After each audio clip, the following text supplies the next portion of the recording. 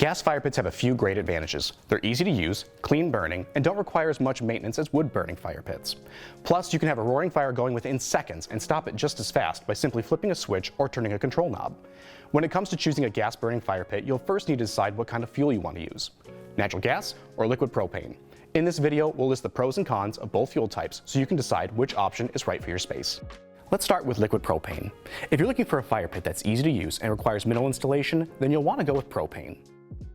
Most propane tanks are small and portable, so they're quick to install and give you the freedom to move your fire pit from place to place. You simply hook up the fire pit to your propane tank and check it for gas leaks, then you're good to go. Just keep in mind, you will have to refill or switch out your propane tank when it's empty. To avoid running out, it's best to keep a spare tank handy.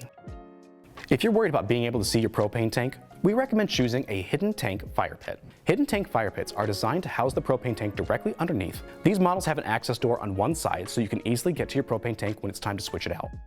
For fire pits that can't hide a propane tank underneath, we carry matching tank enclosures that conveniently double as side tables. Tank enclosures are a simple way to add a functional accent piece that coordinates with your fire pit and ties the whole look of your outdoor space together.